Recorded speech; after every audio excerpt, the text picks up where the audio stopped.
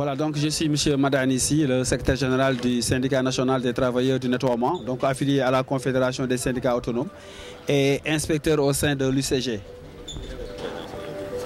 Voilà, donc ma présence ici, c'est que l'UCG vient en appoint aux organisateurs de cette manifestation. C'est-à-dire aujourd'hui c'est le ministre avec la population de Point E qui organise cette journée de nettoiement pour donner le signal par rapport aux autres quartiers pour la prise en charge de leur micro-environnement. Et nous, en tant qu'acteurs, nous avons une mission de santé et de service public. Donc nous devons accompagner toute organisation aujourd'hui qui mène pareille activité.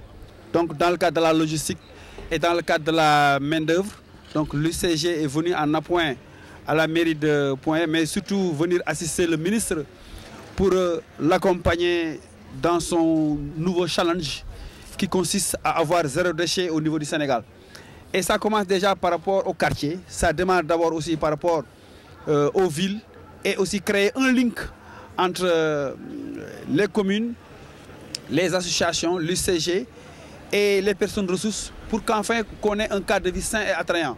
Et vous avez vu, certaines populations sont venues nous appuyer, mais surtout aussi les techniciens de surface pour aujourd'hui prendre tous les produits de balayage, mais aussi de désensablement, pour qu'enfin que cette artère aujourd'hui puisse vraiment nous permettre d'avoir vraiment un cadre de vie sain et attrayant.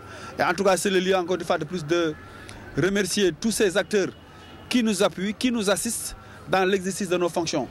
Et j'ai tendance à le dire que les techniciens de surface à eux seuls ne peuvent pas nettoyer. Aujourd'hui, il faut une conscience citoyenne. Il faut la participation de tout le monde, surtout l'accompagnement des populations, puisque c'est elles qui produisent les ordures, c'est elles souvent qui dégradent le cadre de vie.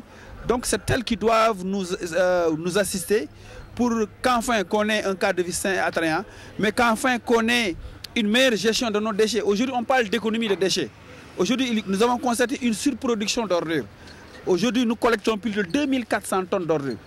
Si nous restons une journée sans ramasser ces déchets, Dakar va devenir une poudrière. Aujourd'hui, il faut un sursaut national. Il faut un patriotisme pour qu'on ait des villes propres, mais pour qu'on ait enfin un Sénégal zéro déchet. Mais pour un Sénégal zéro déchet, il faut d'abord valoriser les techniciens de surface, qu'on les mette dans les conditions de performance, qu'ils aient des salaires décents, une mission, des moyens, mais aussi valoriser les ordures, qu'on ait des infrastructures qui répondent aux normes environnementales. Continuer aussi la sensibilisation, puisque la sensibilisation est le point focal de toutes nos activités. Donc je pense par rapport à ça, le processus est lancé et nous osons espérer par rapport à ces activités qu'enfin on aura des villes propres, qu'enfin on aura un changement de comportement pour permettre vraiment à tout un chacun de tirer son épingle du jeu. Le message que nous lançons aux jeunes, c'est de venir nous appuyer, puisqu'il n'y a pas de sot métier, mais il y a de sots hommes. Et que les jeunes aujourd'hui sont le véritable levier de développement.